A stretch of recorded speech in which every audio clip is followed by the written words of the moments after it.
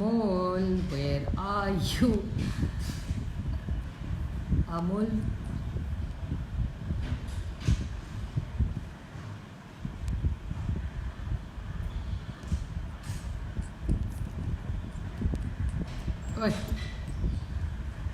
where is the Amol?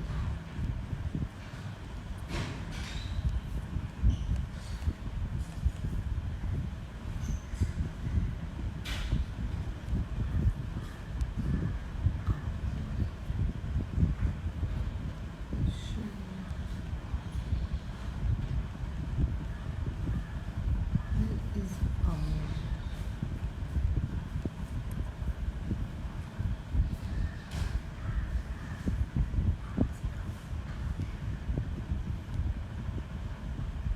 Amol फुले कुठे आहात आपण?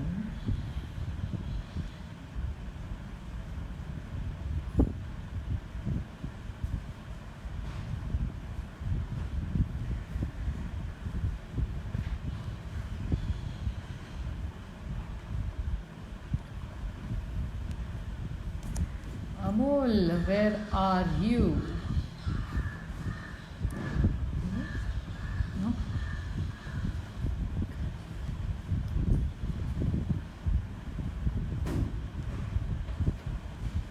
Ah,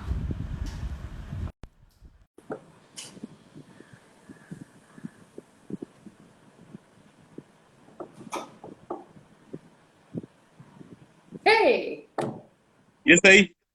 how are you? कशा आहात? हॅलो. ऐकू येते अमोल? थोडा ऑडिओ प्रॉब्लेम आहे. Just connect. शुअर परत रिकनेक्ट करता? हॅलो. मला ऐकू येते.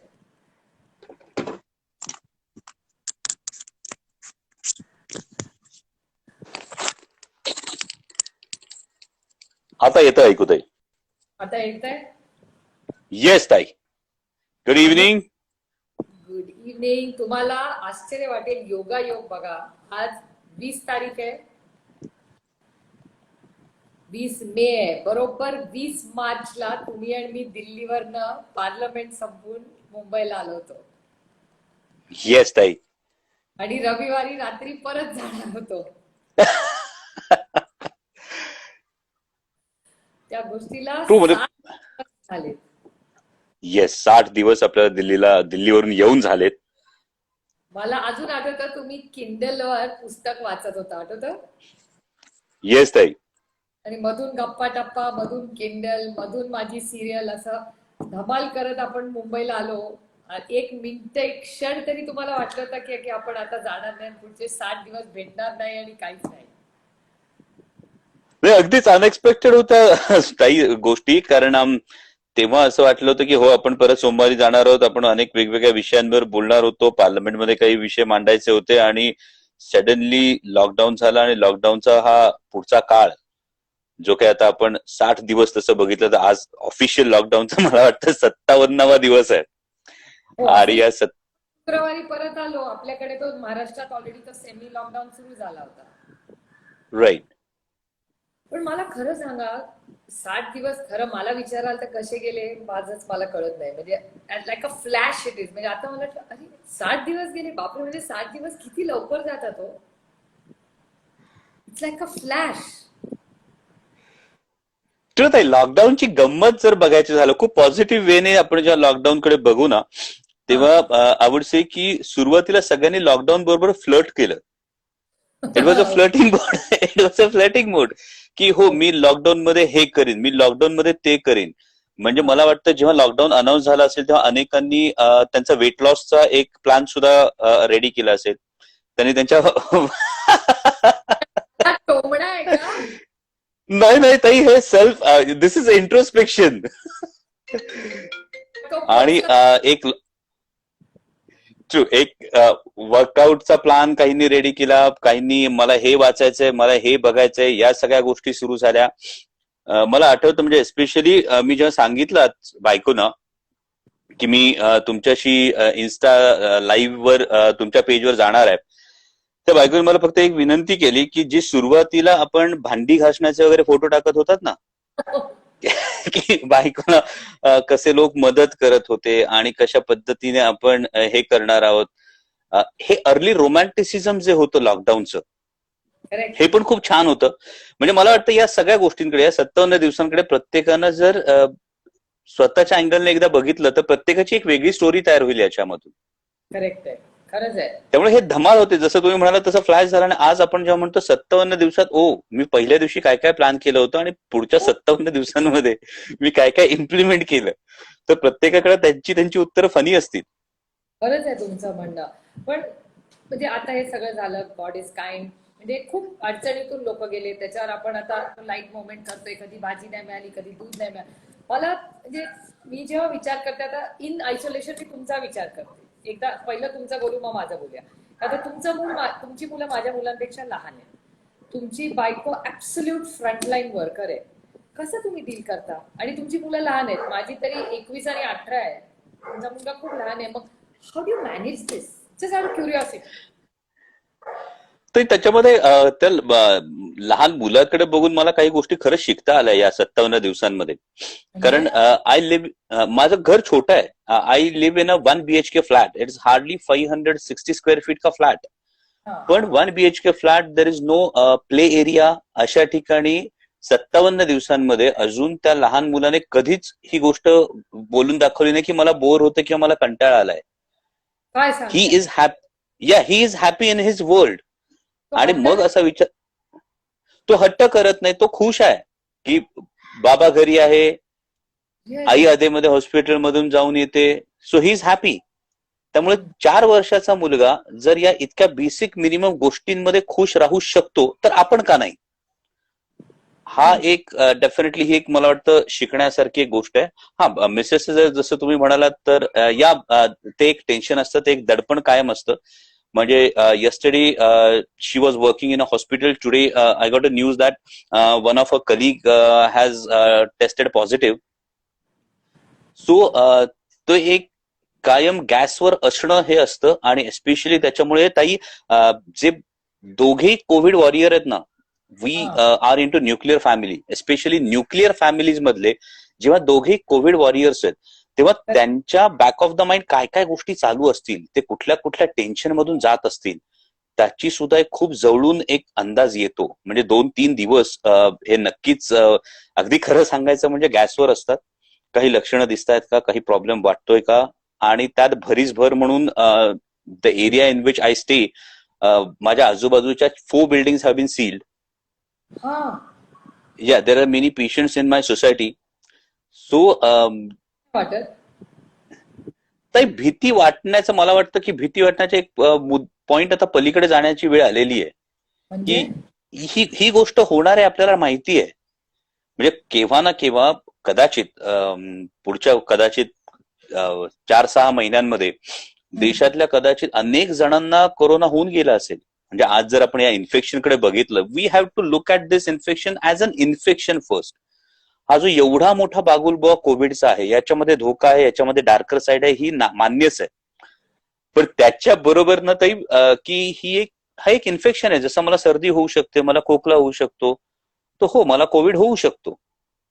या गोष्टी, मला एक, सॉरी तुम्हाला मध्ये बोलतेय, पण तुम्ही डॉक्टर म्हणून समजवताय, माझे खासदार म्हणून समजवताय, का ऍक्टर म्हणून समजवताय?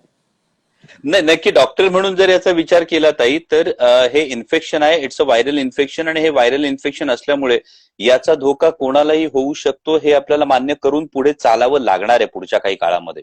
ते म्हणजे कधी? म्हणजे 1 आठवडा, 10 दिवस, 2 महिने, किती? तर जितक्या लवकर आपण याचा स्वीकार करू की this is going to coexist for some years with us. म्हणजे जसं अमोल कोल्हे, काय बोलताय तुम्ही? हो ताई, ही गोष्ट होणार आहे. परवाच WHO ज्या गोष्टी आल्या, परवा WHO जे एक स्टेटमेंट आलं, त्यानुसार covid is going to stay with us for some years. It's a viral infection. ते म्हणतात ना टीव्हीवर, कालच मी पाहिलं, औषध येणार आहे आणि इंजेक्शन येणार आहे आणि वॅक्सिनेशन येईल. मग त्याचं सगळ्याचं काय? डेफिनेटली त्यासाठीचे प्रयत्न ताई चालूच आहेत. फक्त वॅक्सिन यायला मला वाटतं साधारणतः किमान नोव्हेंबर-डिसेंबर शिवाय वॅक्सिन येणार नाही. आणि वॅक्सिन आलं, होय, आपण आता मे महिन्यामध्ये आहोत, 5 ते 6 महिने आपल्या 5 ते 6 महिने व्हॅक्सिन येण्यासाठी लागतील आणि त्याच्या पुढचा जो टप्पा आहे सगळ्यांचं व्हॅक्सिनेशन होण्यासाठी आणखी 1-1.5 वर्ष लागू शकतो. 1-1.5 वर्ष? हा, ह्या गोष्टी होणार आहेत. त्यामुळे ही मी जितक्या शांतपणे म्हणतो की हो, मी ही मानसिक तयारी केलेली आहे की okay, I might get an infection, याची मी स्वतः तयारी करणं. आणि त्याच्यामध्ये 2 गोष्टी करता आल्या तर फार महत्वाच्या आहेत. एक इंडिव्हिज्युअल रिस्पॉन्सिबिलिटी आणि एक government responsibility. So I feel individual responsibility ही अशी असेल की जे आपल्या लाईफस्टाईल चेंजेस इथून पुढे करायचे आहेत. म्हणजे त्यामध्ये डॉक्टर म्हणून मला सांगताय की सुप्रिया सुळे पुढचे 2 ते 3 वर्ष तुला या कोविड बरोबर जगायचंय, असं तुम्ही स्पष्टपणे मला सांगताय? होय ताई, ही गोष्ट आपल्याला मान्य करावी लागेल की पुढचे 2 ते 3 वर्ष कोविड आजूबाजूला असू शकणार आहे.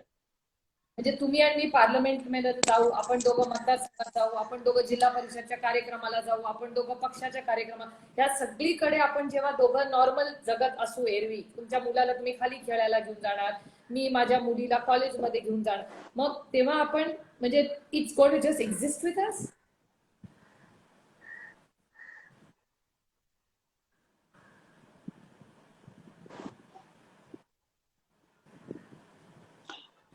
तर या गोष्टी सातत्याने राहणार आहेत. जसं आता आपण एक एक्झाम्पल जर बघितलं तर ट्युबरक्युलोसिस आपल्या देशात अनेक वर्ष आहे. आजूबाजूला ट्युबरक्युलोसिसचं इन्फेक्शन होण्याच्या जे धोके आहेत हे आपल्याला दिसत आहेत. पण ज्याला आपण को एक्झिस्टिंग विथ कोविड म्हणतो, जे मी म्हणत होतो individual responsibility and government responsibility, या 2 रिस्पॉन्सिबिलिटीचा जर विचार केला तर नंतर या लाईफस्टाईल चेंजेस जेव्हा आपण करू, की आपण पर्सनल हायजीन असेल, मास्कचा वापर असेल, सोशल डिस्टन्सिंग असेल, या गोष्टी पुढच्या 2-3 वर्षांमध्ये आपण आयुष्य सुरळीत होत असताना या गोष्टी जेव्हा आपण लाईफस्टाईल चेंजेस म्हणून स्वीकारून टाकू, तर मला वाटतं त्या कोविड बरोबर राहणं एक सोपं होऊन जाईल. आणि सायमल्टेनियसली कोमॉर्बिड कंडिशन्स, आणि एक फार महत्वाची गोष्ट जी आपल्याला डेथ रेट जो सुरुवातीला जास्त होता त्याचं एक फार महत्वाचं कारण असं होतं की अर्ली डिटेक्शन होत नव्हतं. जितक्या लवकर, म्हणजे कोविडचं दुर्दैवानं एक चित्र असं तयार करण्यात आलं की कोरोनाचे रुग्ण सापडले, कोरोनाचे संशयित सापडले, या गोष्टीकडे म्हणजे त्यांनी काही गुन्हा नाही केलेला, it is just an infection. त्यामुळे याच्याविषयीचा सोशल स्टिग्मा आधी काढून टाकला पाहिजे. आणि मी जेव्हा स्वतः ओपनली आज तुमच्याबरोबर बोलताना जेव्हा मी स्वतः ओपनली म्हणतो आहे की हो, मला हे इन्फेक्शन होऊ शकतं, तर ही माझी त्याचबरोबर जबाबदारी की मला हे इन्फेक्शन झाल्याबरोबर मी तातडीनं, मला ती जर लक्षणं दिसली, तर ज्या पद्धतीने तुम्ही तुमच्या सोशल मीडियातून सातत्यानं हा अवेअरनेस क्रिएट करतात, तर ती लक्षणं दिसली तर तितक्या तत्परतेने आपण लोकांपर्यंत गेलं पाहिजे. Again this is a lifestyle change. आणि टीबीचं, मला टीबीची नाही भीती वाटत, पण मला करोनाची वाटते. तर आता ह्याच्यातली गंमत बघा, कोरोनामुळे आतापर्यंत 30 मला वाटतं आय गेस 30 जानेवारीला आपल्याकडे पहिली केस सापडली आहे कोरोनाची. 30 जानेवारीला, येस, 30 जानेवारीला पहिली केस सापडली. 30 जानेवारीला पहिली केस सापडल्यानंतर आतापर्यंत आता 24 मार्चला लॉकडाऊन सुरू झाला. आज आपण आकडेवारी बघितली तर कोरोनाचा संसर्ग झालेल्या लोकांची संख्या आपल्या देशामध्ये 1,07,000 क्रॉस झालेली आहे. ओके. त्यानंतर जर आपण एकूण डेथ बघितला, जस्ट व्हेरीफाईड डेथ जर बघितलं आपण, तर साधारणतः 3,300च्या आसपास डेथ आहेत. म्हणजे 30 जानेवारीला सुरू झालेली ही गोष्ट आज मे महिन्यामध्ये 3,300 डेथ आहेत. आणि आपण ट्युबरक्युलोसिसचं जर आपण एक बघितलं तर ट्युबरक्युलोसिसने वर्षाला आपल्या देशामध्ये जवळपास 4.5 lakh, to be very precise 4,70,000 माणसं मरतात. म्हणजे महिन्याला 25 ते 30,000? हो, ही मरतात माणसं. हे एका महिन्याला आपल्याकडे हा डेथ रेट आहे. आपल्याकडे ऍक्सिडेंटल केसेस जर बघितल्या तर 1,51,000 माणसं ही दरवर्षी ही ऍक्सिडेंट, रोड ऍक्सिडेंट्स मध्ये मरतात. करेक्ट, बरोबर आहे, करेक्ट. हा डेटा मी सो मग रोड ऍक्सिडेंट मध्ये माणसं मरतात म्हणून इथून पुढे रोडने ट्रॅव्हल करणंच बंद करायचं? नाही, हे आपण नाही करू शकत. एक्झॅक्टली त्याच पद्धतीनं आपण कोविडकडे थोडा पॉझिटिव्ह वेने सुद्धा पाहिलं पाहिजे. कारण डेथ रेट जर बघितला तर तो हार्डली 3-3.5% आसपास आहे. पण मला एक सांगा, म्हणजे मी माझी ह्युमन सायकी सांगते, मला गाडीत जायची भीती वाटत नाही, मला ट्युबरक्युलोसिसची भीती वाटत नाही. जरी तुम्ही मला आता हा नंबर सांगितलाय 4.5 लाख, म्हणजे महिन्याला इथे 4 महिन्यात 3,000 लोक गेलेत, इथे तर महिन्याला 25-30 हजार लोक मरतात. पण मला तुम्ही एवढं सांगितलं तरी मला टीबीची भीती नाही वाटत. त्याचं कारण काय मग? I mean, is it my psychology, का मला ते टीव्ही बघून वाचन करून काहीतरी अर्धवट मी वाचते म्हणून am I ill informed? What is it? म्हणजे काहीतरी माझं चुकतंय का मग, की मला किती वाटते कोविडची आणि टीबीची? आता तुम्ही मला एवढा गाडीचा डेटा, मला पण माहितीये मुंबईमध्ये रोज 7 ते 10 लोक आपल्या मुंबईतच रोज ऍक्सिडेंट किंवा रेल्वेज मध्ये जातात.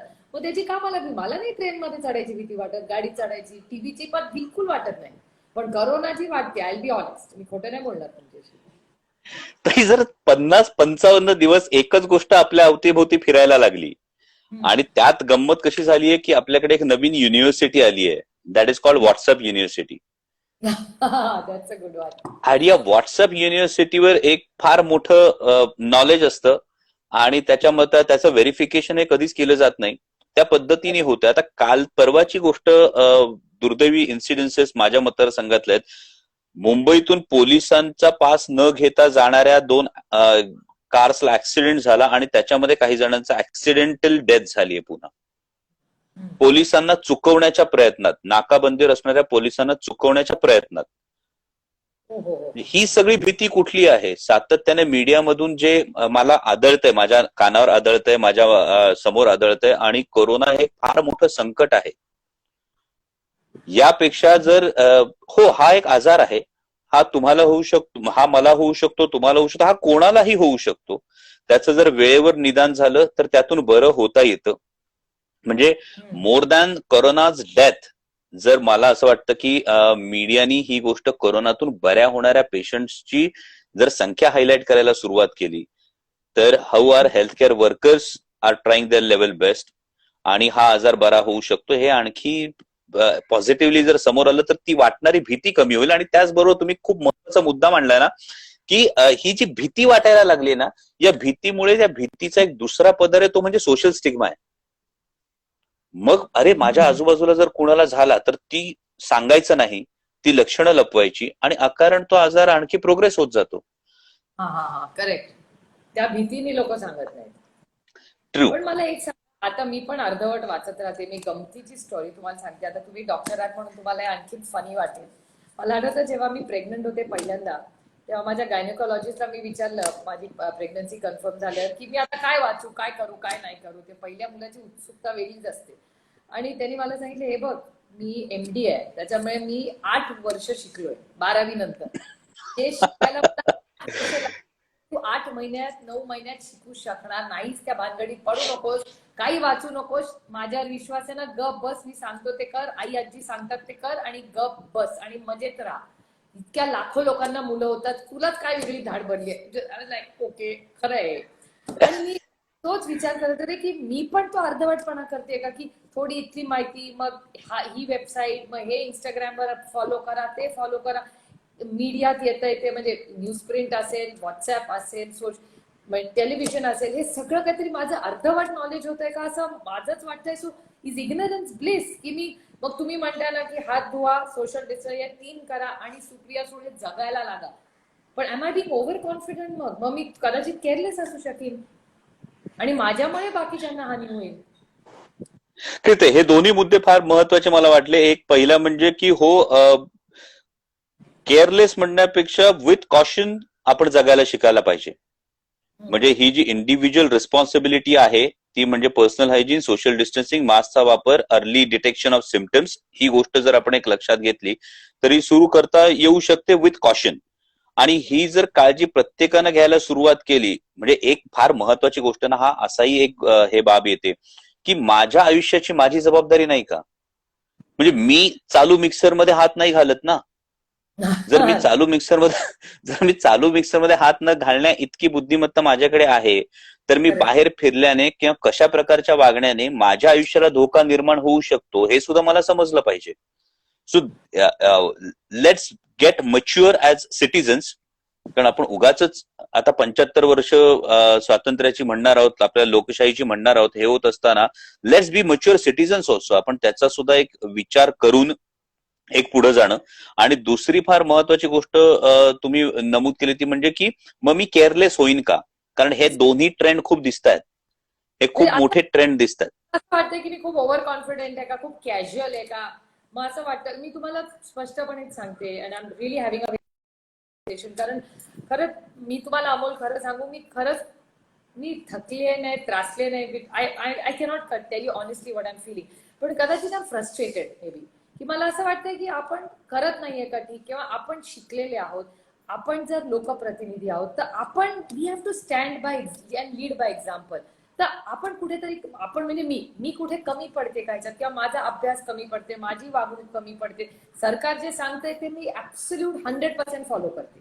पण माझं कॉन्ट्रीब्युशन काय, आता मी बघते पोलीस एवढे कष्ट करतायत, सगळे हेल्थ वर्कर, म्हणजे तुमची बायको, मी hats off to her, she is absolutely leading from the front. तर ह्यांना आपण असिस्ट, किंवा आपण लोकप्रतिनिधी म्हणून काहीतरी केलं पाहिजे ना. तर what will be the right thing. आपण दौरे सुरू केले तर आपल्यामुळे पसरेल, which is the wrong thing. मग आपण असं काय करू शकतो, लेट्स डू समथिंग यार. तर मी आताच्या काळात म्हणतो की ज्या पद्धतीने the way you have showed a model, की आयडियली लोकप्रतिनिधींनी या सगळ्या गोष्टी सांभाळून काय केलं पाहिजे. I should comment not because I am live with you, पण ही गोष्ट नक्कीच फॉलो करता येण्यासारखी, की ज्या पद्धतीने तुम्ही व्हिडिओ कॉन्फरन्सिंग करताय, सातत्यानं आढावा घेताय, या सगळ्या गोष्टी महत्वाच्या आहेत. मला वाटतं लोकप्रतिनिधींचा रोल हा तिथे जास्त महत्वाचा येईल जिथे policy makers, be it state policy, be it central policy, याच्यामधून एक clear lockdown exit plan work होईल.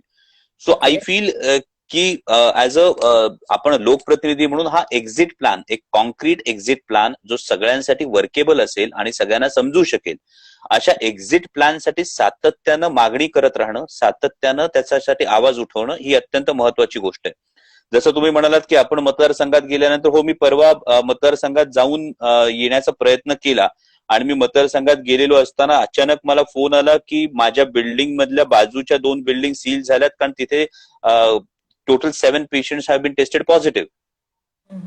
सो इमिजिएटली हे आलं की tomorrow if I am positive, मी आज मतदारसंघात फिरत असताना मी किती जणांना आणखी धोक्यात टाकू शकतो. त्यामुळे त्यावेळी मला परत आपण आलं पाहिजे. आणि जर तुम्ही जो एक एक्झाम्पल सेट करता आहात थ्रू व्हिडिओ कॉन्फरन्सिंग, संपूर्ण प्रशासनाशी सातत्यानं संपर्कात राहून, ही एक महत्वाची गोष्ट आहे. आणि आपण lockdown exit plan, a clear lockdown exit plan आत्ताही आपल्याकडे क्लिअर नाहीये. म्हणजे इव्हन आफ्टर 57 डेज आपल्याकडे अजूनही लॉकडाऊन एक्झिट प्लॅन हा क्लिअर नाहीये. कारण लॉकडाऊन हा एक्झिट प्लॅन सायंटिफिक असला पाहिजे, हा डॉक्टर ओरिएंटेड, हेल्थ ओरिएंटेड असला पाहिजे. म्हणजे what is the right direction. कारण का जग याच्यातून चाललंय. म्हणजे न्यूयॉर्क मध्ये तुम्ही बघताय काय झालंय, स्पेन मध्ये काय झालंय, सिंगापूरमध्ये लॉकडाऊन उघडला, स्पाइक झालं. त्यामुळे असे वेगळे वेगळे एक्झाम्पल्स आहेत. आणि तुम्ही बघता वेस्टर्न वर्ल्ड मध्ये करोना इज रिॲक्टेड डिफरंटली, आपल्याकडे वेगळी परिस्थिती आहे. त्याच्यामुळे absolutely were in the dark. आणि मला असं कधीतरी वाटते युद्ध आहे, पण आपण हे अंधारात काहीतरी करत बसतोय. मग where is the light, what is the solution. काय every problem has a solution. We have to find it, we have to fight it, we have to find it, we have to survive it. तर what should be. आता तुम्ही म्हटलं मतदारसंघात, तेव्हा तुम्हाला भीती वाटली जेव्हा तुम्हाला वाटलं की ओ बापरे आपण पॉझिटिव्ह असलो तर? हो, डेफिनेटली. त्यावेळी तो कन्सर्न हा येतो की आपल्यामुळे इतर जणांना जेव्हा त्रास होईल त्याचं काय, ही एक वेगळा एक रिस्पॉन्स. मला व्यक्तिगत, जसं मी सुरुवातीला सांगितलं की I have accepted it. It's a very difficult thing to accept. पण पर्सनली जर मी म्हणेल की हो, I have accepted it. Being a doctor you have to accept it. आज आपण जर ट्रीटिंग सगळे डॉक्टर्स बघितले, पोलीस जर बघितले, तर हे कोणत्या मानसिकतेने समोर आलेले असतील. They are facing it every day. मग ते आपलेच बांधव आहेत, तर मग ती मानसिकता आपली का नाही? मग ते जी काळजी घेतात ती काळजी घेऊन आपण पुढे का जायचं नाही? सो मला वाटतं हे खूप महत्वाचं आहे. म्हणजे मी स्वतःला हे सांगू का की कोविड मला होऊ शकतो आणि इट्स फाईन, झाला तरी इट्स नॉट अ प्रॉब्लेम. आपण स्वतःवर लक्ष ठेवायचं, पुढचे 2-2.5 वर्ष घरातल्यांवर लक्ष ठेवायचं. सिम्पटम झाले की लगेच सांगायचं and it is fine, I don't have to panic. Perfectly ताई, ही गोष्ट महत्वाची आणि ही करावी लागेल. हो, एवढं you need not to be panic. आणि जो तुम्ही लॉकडाऊन एक्झिट प्लॅन जो म्हणत होता, त्यासाठी तो निर्णय घेताना it has to be on medical ground as well as it has to be on economical ground also. पण या दोन्हीचा बॅलन्स एका पॉइंट नंतर आपल्याला स्ट्राईक करावा लागेल. आणि तो बॅलन्स घेऊन, समजा कोमॉर्बिड, आता जर एक प्रमाण आपण बघितलं तर जिथे कोमॉर्बिड, एकूण डेथ जर बघितल्या, एक फार सिंपल गोष्ट आहे. मगाशी तुम्ही बोलताना बोललात की एक it was very valid point की तुम्ही म्हणालात आपल्याकडे corona has behaved in a different way. Correct, असं म्हणजे तो डेटा लेट्स करेक्ट आहे. तर ती एक अनालिसिस जर आपण मांडायचा प्रयत्न केला तर आपण बघा, पहिला जेव्हा लॉकडाऊन झाला 24 मार्चला, तेव्हा आपल्या देशामध्ये जवळपास 550 पेशंट्स होते. जेव्हा पहिला लॉकडाऊन संपला तेव्हा the patients number was about 10,000. हो हो जेव्हा दुसरा लॉकडाऊन संपला तेव्हा patients number was approximately 30 to 35,000. Okay. आज जेव्हा 17 मेला लॉकडाऊन 4 सुरू झाला तेव्हा वी वेर अराउंड 85 to 90,000. एक लाखाच्या घरात आलोच ना आपण. Correct. So patients are increasing. याचा अर्थ लॉकडाऊनमुळे खूप कम्युनिटी स्प्रेड कंट्रोल करण्यात आलाय का, तर नाही. पण पॉझिटिव्ह साईड, याची एक मला कायम पॉझिटिव्ह साईड अशी वाटते, जे तुम्ही म्हणालात की याच्यावर एकदा विचार झाला पाहिजे की आपल्याकडे कोरोनाचा एवढा स्प्रेड झालेला आहे, पण होणाऱ्या डेथ ज्या आहेत त्या डेथचं एकूण प्रमाण जरी आपण बघितलं, आता याच्यावर काही जण म्हणतील अंडर रिपोर्टिंग केलं जातं, काही असू द्या, आक्षेप काही असू द्या, ओव्हरऑल डेथचं प्रमाण हे युरोपियन कंट्रीजच्या तुलनेत भारतात कमी आहे. अगदी इन्स्टिट्यूशनल डेथ सुद्धा आपण 3 ते 3.5% आसपास आहोत. मग याच्यामध्ये नेमकी कारण काय? Is it our environment which has played a role, जे आधी एक सिद्धांत मांडण्यात आला होता, किंवा बीसीजीचं इम्युनायझेशन जे संपूर्ण भारतीयांचं झालं होतं. एन्व्हायरमेंट म्हणजे तुम्ही एन्व्हायरमेंटचा अर्थ काय तुम्ही म्हणताय? म्हणजे टेम्परेचर मध्ये फरक का काय, म्हणजे काय एन्व्हायरमेंट म्हणजे एक्झॅक्टली? दोन गोष्टी वाटतात ताई. एक म्हणजे टेम्परेचर मधला, युरोपियन कंट्रीज मधला आणि आपला टेम्परेचर मधला फरक, ही एक गोष्ट आहे. दुसरी महत्वाची एक गोष्ट आपल्याला जाणवते ती म्हणजे कोरोनाचा प्रादुर्भाव आपल्या देशामध्ये कंजेस्टेड पॉप्युलेशन डेन्सिटी असलेल्या भागामध्ये खूप जास्त आहे, पण ग्रामीण भागामध्ये जिथे मोकळं वातावरण आहे, जिथे खुली हवा आहे, जिथे पॉप्युलेशन डेन्सिटी कमी आहे, अशा ठिकाणी प्रादुर्भाव नाही. सो आपली जी मूळ इकॉलॉजी आहे, इज इट हेल्पिंग दॅट? आणि ती ही मूळ इकॉलॉजी आपल्याला मदत करते का? आपलं टेम्परेचर आपल्याला मदत करते का? तिसरी महत्वाची गोष्ट आहे की ज्या देशांमध्ये कोरोनाची डेथ रेट खूप मोठा आहे, इथे एजिड पॉप्युलेशन खूप मोठ्या प्रमाणावर आहे. आज आपल्या देशाचं ऍव्हरेज एज जर बघितलं तर that average age is very less. त्यामुळे ही एक महत्वाचा फॅक्टर आहे. आणि बीसीजी इम्युनायझेशन जे आपल्याकडे सगळ्यांना करण्यात आलं होतं, ज्याच्या संदर्भात आता ससूनला पण रिसर्च सुरू झालेला आहे, तो has that BCG played some role, or Indians do have some innate immunity for this virus, or another possibility ही आहे की जे व्हायरसचे स्ट्रेन आहे त्यातला एखादा आपल्याकडे ज्या स्ट्रेनचा प्रादुर्भाव आहे, हा स्ट्रेन कमी विरुलंट आहे का, असंही असू. सो इफ या सगळ्या पॉसिबिलिटीचा जर एकदा विचार केला तर मग एक थोडक्यात बागुलबुवा जो तयार होतोय, म्हणजे कोरोनाच्या बागुलबुवाला घाबरायचं किती आणि त्याला भिडायचं किती. म्हणजे I tell you one incidence, एक इन्सिडन्स की माझी मुलगी आधी अंधाराला खूप घाबरायची. तर अंधाराला जोपर्यंत ती अंधारात जाऊन एखादी गोष्ट आणली नाही तोपर्यंत तिला अंधार, हे खूप लहान मुलांमध्ये आपल्याला बघायला मिळतं, अंधारात बागुलबुवा असतो. जेव्हा ते लहान मूल जातं आणि त्याला कळतं की तिथे बागुलबुवा नाहीये, तेव्हा ती गोष्ट सोपी पडते. आता कोरोनाच्या बाबतीत ही गोष्ट इतकी सरळ इम्प्लिमेंट नाही करता येणार, कारण तो बागुलबुवा आहे आणि त्याच्यामध्ये किती आपण हा लॉस सहन करू शकतो, हा मला वाटतं का खूप लिडरशिपचा एक फार महत्वाचा निर्णय असेल. द डिसिजन विच स्वीडन टोक फॉर हर्ड इम्युनिटी, त्या पद्धतीचा हा निर्णय कसा घेतला गेला. पण त्याच्या डेथ्स तर झाल्या ना स्वीडनमध्ये केवढ्या. येस, ते पण त्यांच्या टोटल डेथ ज्या होत्या त्या अगेन 3,200च्या आसपास डेथ आहेत स्वीडनमध्ये. And now Sweden is completely open. Correct. Decision is very tough.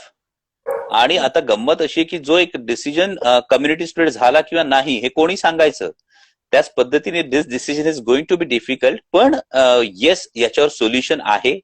आणि सोल्युशन मला अजूनही वाटतं की इंडिव्हिज्युअल रिस्पॉन्सिबिलिटी, सिटीजन्स रिस्पॉन्सिबिलिटी, आणि ऍट द सेम टाइम जे कोमॉर्बिड पेशंट्स आहेत, या कोमॉर्बिड पेशंट्ससाठी एक लागणार आहे पुढच्या काळामध्ये, ज्यांच्यामध्ये आपल्याला सिव्हिअर सिम्पटम्स दिसतात. ते एक इन्फ्रास्ट्रक्चर तयार करून ठेवणं, हे I feel these are some important points. No, but just out of curiosity, this is, तुम्ही म्हणताय we have to coexist, we have to पुढच्या 2.5 वर्ष, आपण 2.5 वर्ष तर घरात नाही राहू शकत, तर या सगळ्या करू हे ते, पण मनातली भीती कशी घालवायची? I am saying this very seriously too. ते भीत्यापाठी ब्रह्म राक्षस मला समजतं. मला टीव्ही बघून बातम्या बघून खरंच मनाला म्हणजे अशी ती न्यूज भेटली, अरे बापरे असं होतं. मग तो अरे बापरे साठी काय केलं पाहिजे? मग का आपण ठरवायचं की आता बस झाला, आता अमोल कोल्हेनी मला खूप भीती दाखवली, आता मी नाही घाबरणार अमोलला, आणि मी पण मी त्या रीतीने चालायला लागणार आणि हळूहळू आयुष्य जगायला लागणार. त्याला व्हेरी नाईस. म्हणजे I only have to help myself. Yes ताई, या या या या तुमच्या स्टेटमेंट मध्येच एक फार मोठं उत्तर दडलेलं आहे की लाईक कोरोनाने मला घाबरवलं, त्यांनी माझी पाठ भिंतीला लावली. Now I have to options in my hand. एक म्हणजे आता मी शस्त्र गाळून टाकायची आणि मी गपचूप बघत बसायचं when he is going to attack me. And second thing is की मी पुन्हा रिटॅलिएट करायचं, I have to fight back, take fight to corona's ये. आणि ते करताना at least 50% chance of winning is there. त्यामुळे तुम्ही म्हणता त्या पद्धतीनं आता ही भीती मनातून काढून एक सावध अप्रोच घेऊन, सावध, सावध approach. It should not be a careless approach. It should be a careful approach to deal with corona. मग तो गव्हर्नमेंटच्या पातळीवर नाही. मग तुम्ही आम्हाला सांगा ना की सुप्रिया सुळे तुम्ही घराच्या बाहेर जाणार असला तर ह्या 5 गोष्टी केल्याच पाहिजेत. आणि तर त्या काय असतील? समजा आता मला उद्या असं नाही, पण लॉकडाऊन कधीतरी संपेल, तर मग माझ्यासारख्या व्यक्तीने काय करावं? किंवा माझी मुलं कॉलेजला जातील, नवरा ऑफिसला जाईल, मी मतदारसंघात, एक फॅमिली म्हणून सुळे फॅमिलीला तुम्ही काय गोष्टी आम्हाला करायला सांगा? कारण का मी वेगळ्या वेगळ्या कॉलेज परफेक्टली ताई. यामध्ये पुन्हा पर्सनल हायजीनचा जो विषय, सातत्यानं हात धुण्याचा जो विषय आहे, त्यानंतर मास्कच्या वापराचा जो विषय आहे, सॅनिटायझरचं एवढं अवडंबर आपण खूप मोठ्या प्रमाणावर नाही करू शकत, कारण साबण इज ऑल्सो इक्वली इफेक्टिव्ह. त्यामुळे साबणाने वास लागतच, सॅनिटायझरचा वास हाताचा राहतो, मला ते आवडत पण नाही. तर नुसते साधे पाण्याने आणि साध्या साबणाने हात धुतले तर चालेल का? मी परफेक्टली ताई. फक्त that should continue for at least 20 seconds. That is important. Sanitisers are not fully required.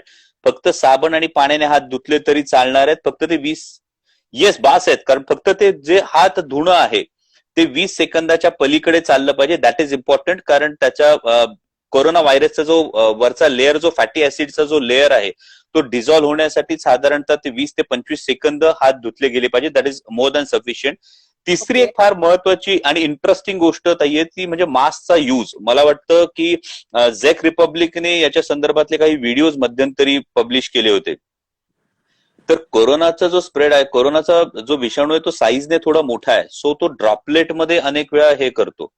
तो एरोसोल त्याचा बनत नाहीये. एरोसोल त्याचा जो बनतो तो फक्त कोणी समोरचा शिंकला किंवा खोकला तरच बनतो.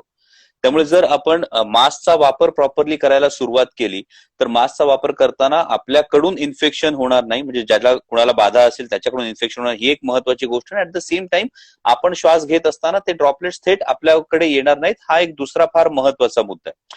सो या 2 महत्वाच्या गोष्टी. तिसरी गोष्ट जी आपल्याला पुढच्या काही काळामध्ये सोशल डिस्टन्सिंगची पाळावी लागेल. हो नक्कीच. आपल्याला उद्या लोकल ट्रेन जेव्हा सुरू होतील, जेव्हा आपण मुंबई विषयी बोलतो, तर that is a bit difficult thing social distancing पाळणं. पण त्यातही जेवढं शक्य असेल, मी खरं तर तुम्हाला प्रश्न विचारणार आहे की what should be the future policies. So I come to that. आणि थोडस माझी एअर क्लिअर करायची माझ्याच मनातली. कारण का मी तुम्हाला सांगू, 60 दिवस भीती भीती भीती बास ना. आता भीती किती घाबरून बसणार यार, यु नो. आणि with cooperation with the government. आणि मी तुम्हाला खरं सांगू, मला त्या पोलिसांची काळजी वाटते. चला 60 दिवस आपण सगळे घरातून करतोय, जरी आपण झूम कॉल करत असू, तुम्ही मतदारसंघात जाता, मी जाते, लिमिटमध्ये जातो, पण तरी आपण झूम कॉल्सवरनं जिल्हा परिषद असेल, आपले कॉर्पोरेशन असेल, सगळ्यांच्या कॉन्टॅक्टमध्ये राहतो. पण 24/7 तो पोलिसवाला रस्त्यावर जो उभा असतो, आता 7 ते 7 बंदी आहे, कामावर जरी गेला तर तरी त्या पोलिसाला पण ब्रेक द्या ना तुम्ही. व्हॉट नॉनसेन्स इज दिस? आपण कधी ओनरशिप घेणार त्याची अमोल? म्हणजे मी जर नीट वागले तर कदाचित त्या पोलिसवाल्याला 2 तास त्याच्या पोरांबरोबर घरी राहता येईल, जर मी जबाबदारीने वागले तर. परफेक्टली ताई. मला तेच वाटतं की ही कशाला त्यांनी माझ्यावर वापरायला पाहिजे? मी परदेशात जाते ना, मला पोलिसची व्यवस्थित भीती वाटते, कारण का मला माहिती तो आतच टाकेल. तर जर ती सुप्रिया सुळे व्यवस्थित परदेशात वागू शकते, तर ती ह्याच देशात व्यवस्थित जबाबदार प्रत्येक आपण लोकप्रतिनिधी का नाही वागू शकत? हिंमत आहे का न्यूयॉर्क मध्ये जाऊन हुज्जत घालायची पोलिसला? सांगा मला, आहे का हिंमत तुमच्या? परफेक्ट. यालाच आपण स्वयंशिस्त हा एक शब्द म्हणू शकतो की, आणि तुम्ही जे एका कॅम्पेनचा जो उल्लेख केला होता, म्हणजे या स्वयंशिस्तीचेच हे सगळे भाग आहेत. प्रशासनाला मिळणारं सहकार्य ही एक गोष्ट आहे, गव्हर्नमेंटचे रूल्स फॉलो करणं ही दुसरी गोष्ट आहे, पर्सनल हायजीन पाळणं तिसरी गोष्ट आहे, आणि तुम्ही एक कॅम्पेन जे सुरू करायचं म्हणाला होता, that is a very important campaign, आणि that is anti spitting campaign. मला सांगा, तुम्ही तुमच्या घरात तुमता का लिव्हिंग रूम मध्ये? Definitely nobody does that. मग nobody does that, so why should you spit on, why should you spit, period is my question. माझं म्हणणं आहे की प्रत्येक वेळेस सगळं म्हणजे प्रशासनाने आपल्याला गेलेच पाहिजे, पण आपण सिटीजन म्हणून आपली काय जबाबदारी आहे का नाही अमोल?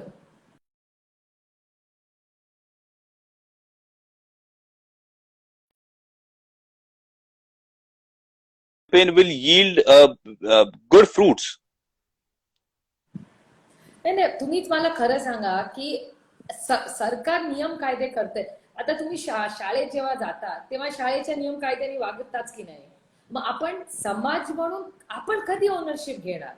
आपण दोघं आपली ओनरशिप का नाही घेऊ शकत की अमोल कोल्हे आणि सुप्रिया सुळे जेव्हा बाहेर जाणार आहेत तेव्हा आम्ही प्रयत्न करू की आम्ही कुणाला इन्फेक्ट करणार नाही, आम्ही दिलेल्या चौकटीत सरकार म्हणतं तसं वागू. Why can't we take ownership of our own actions? Exactly ताई, जर ही ओनरशिप घेतली तर आपण जे म्हणतो ना को एक्झिस्टिंग विथ कोविड, ही गोष्ट फार सरळ आणि सोपी होऊन जाईल if we start taking this ownership. हे एक डॉक्टर अमोल कोल्हे म्हणतात, डॉक्टर. जे डेफिनेटली डॉक्टर अमोल कोल्हे हे म्हणतील, ऍक्टर अमोल कोल्हे हे म्हणतील, आणि लोकप्रतिनिधी अमोल कोल्हे सुद्धा हेच म्हणतील की जर आपण एक जबाबदार नागरिक म्हणून आपली जबाबदारी प्रत्येकानं पार पाडायचं जर ठरवलं तर पुढचा हा काळ, मग कोविड पुढची 5 वर्ष राहू, 10 वर्ष राहू, 5 दिवस राहू, त्याने काहीही फरक पडणार नाहीये. लाईक सडनली मला असं कॉन्फिडंट वाटायला लागलं की I think Yes, we can do it, and we have to do it. Everybody in our country, if everybody decides कि yes, from tomorrow or from today, I'll make a difference, आणि I'll follow all these rules, आणि त्या पद्धतीने मी पुढे जाईन, तर ही गोष्ट नक्कीच शक्य आहे. कल करे सो आज कल, आज करे सो अब. Amol, very true. आपण दोघं पूल ना पुलाची बघ, let's stop, every drop counts. तर तुम्ही आणि मी आजपासून हे करायचं की हे आपण दोघं करणार आहोत, आणि आपल्याला जितके आपल्याला एवढे लोक भेटतात, आता तुमचं एवढं मोठं फॉलोईंग आहे का नाही तुमच्या सगळ्या छत्रपती तुम्ही संभाजी महाराजांनी सांगा की आता हे सगळं एवढेच शूरवीर तुम्ही आबांची आत ना लाडकी, मी तर तुम्हाला रोज भेटण्यासारखं सिरियल बघते, त्याच्यावर मला वाटते अरे हा अमोल कोल्हे मी मगापासून बघते, ह्याला नाही मी ओळखतो, टीव्ही वाला मला जास्त ट्रूथ आहे, डेफिनेटली. लेट्स डू समथिंग यार. कारण का खरंच सगळेच असे अस्वस्थ झाले, तो प्रत्येकाला असं वाटतंय थोडस कामाला जावं. म्हणजे आता नेटफ्लिक्सची पण गंमत गेली, तुम्ही काय बघताय का नेटफ्लिक्सवर? नेटफ्लिक्सवर ताई हो, काही सिरीज बघितल्या, पण इव्हेंच्युअली त्याचं जे नाविन्य, त्याची जी गंमत होती ती पुढच्या काळात संपत गेली. हो, त्याचा ग्लॅमरच निघून गेलाय त्या बिचाऱ्या नेटफ्लिक्सचा आता. हो, म्हणजे I try to, I watch Queen नावाची एक वेब सिरीज बघितली, स्पेशल ऑप्सची वेब सिरीज मला आवडली. आणि क्वीन बघताना मला खूप महत्वाची गोष्ट अशी जाणवली की या पद्धतीचं डॉक्युमेंटेशन विशेषतः महाराष्ट्रातल्या राजकीय व्यक्तींचं, राजकीय निर्णयांचं सुद्धा झालं पाहिजे, कारण देशाच्या राजकारणाला एक वेगळी दिशा दाखवण्याचं काम आतापर्यंत महाराष्ट्रानं केलंय. तर महाराष्ट्राच्या राजकीय विचारांचं आणि व्यक्तींचं अशा पद्धतीनं काहीतरी डॉक्युमेंटेशन हे व्हायला पाहिजे, अशी कल्पना ते बघता बघता सुचली. बेसिकली ताई याच्यामध्ये आता पुढच्या काळामध्ये entertainment industry is going to suffer a lot. Theatres पण आता उघड. परवा एक इंटरव्ह्यू पाहत होते, ते ह्याचे मालक आहेत ना आयनॉक्स आणि ह्याचे, ते टीव्हीवर चालला होता. कारण का तुम्ही पहिले बंद झाला एंटरटेनमेंट इंडस्ट्री आणि लास्ट तुम्ही उघडला. करेक्ट आहे.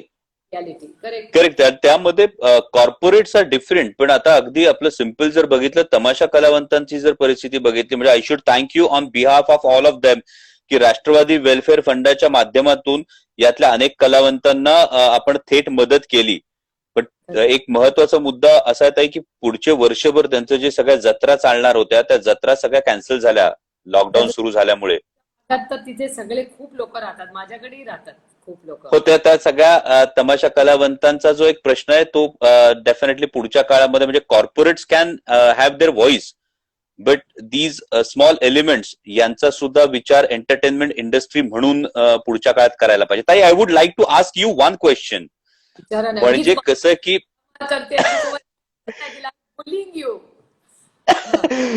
I am really curious about this. म्हणजे जर आपण साहेबांचं जर बघितलं, एकूण आतापर्यंतची कारकीर्द बघितली, तर साहेबांकडे नॉर्मल पॉलिटिशियन म्हणून बघण्यापेक्षा we can look at him as a policy maker, ज्यांचे अनेक निर्णय खूप पुढचे हे होते.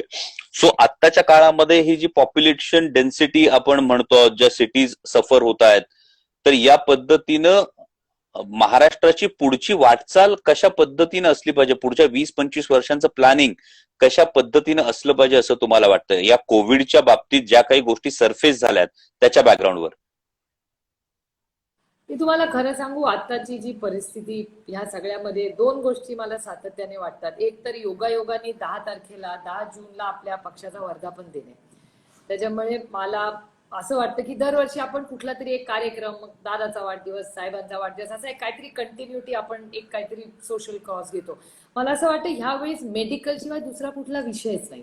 क्लिअरली आपल्याला काहीतरी एक मेडिकलचं विजन महाराष्ट्राचं, accessible good medical help to all. म्हणजे तुमच्याही लोकसभा इन आयसोलेशन आपण दोघं ऍब्सोल्यूट रोज ज्याच्यात उठतो बसतो त्याचा चर्चा करूया. आपल्या दोघांच्या सगळ्या मतदारसंघात PHCs आहेत, ऍक्सेस आहे, आपले सगळ्या ज्या डिलिव्हरीज आहेत त्या आपल्याकडे इन्स्टिट्यूशनलाइज आहेत. तर तो आपल्याकडे आपल्या जिल्ह्यात हा इश्यू नाही, पण पॅन इंडिया काही तशी परिस्थिती नाहीये ना मग. किंवा 100% इम्युनायझेशन प्रोग्राम आता केंद्र सरकारने पण चाललाय. आपण दोघं दिल्लीत अनेक वेळा त्याची चर्चाही आपण पार्लमेंटमध्ये केली आहे.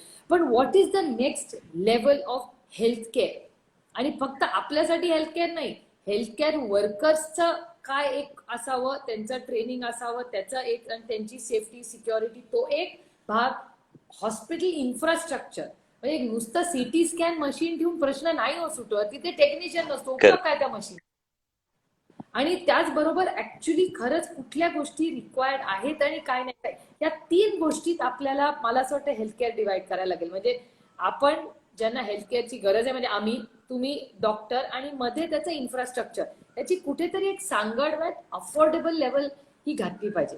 आय एम नॉट, म्हणजे ज्यांना प्रायव्हेटमध्ये जायचं ऍब्सोल्युटली दॅट इज क्लिअर, पण मला असं वाटतं KEM असेल, ससून असेल, अशा तिथे रिलेंटसली तुमच्यासारखे लोक जिथे डॉक्टर शिकले, तो एक इन्फ्रास्ट्रक्चर आपण नेक्स्ट लेवलला जायचा हा 5 वर्षाचा प्लॅन नाही का करू शकत? हे मी ऍब्सोल्युटली प्रांजळपणे तुम्हाला विचारते. एक लोकप्रतिनिधी एका डॉक्टर/ लोकप्रतिनिधीला प्रश्न विचारतो, तो can we have a plan, की can we promise to our self? म्हणजे मी स्वतःला गिल्टी समजते त्याच्यात, की अमोल अनेक दिवस मी स्वतः बचत गट असेल, महिला सबलीकरण असेल, या सगळ्यांमध्ये आपण पाण्याचा आपण दोघं अनेक वेळा आपल्या मतदारसंघात रिव्ह्यू घेतो, शेतीचा घेतो, नोकरीचा घेतो, स्किलचा घेतो, पण हेल्थवर मी तरी कबूल करते की जेवढं लक्ष मी द्यायला पाहिजे होतं तेवढं माझ्याकडून नाही दिलं गेलेलं. तर पुढच्या 5 वर्षात मी एक स्वतःला एक कमिटमेंट करू शकते का, की महाराष्ट्र राज्यातले हॉस्पिटल्समध्ये या 5 गोष्टी आम्ही देऊ. मग त्या 5 गोष्टी काय असू शकतील, ह्या तुमच्यासारख्या टेक्निकल लोकांनी आम्हाला सांगाव्या, ज्या कदाचित त्याला सगळ्यालाच पैसे लागत नाही तो आयुष्यात. अशा काही गोष्टी आपण करू शकतो काय, vision for 5 years, 10 years and 20.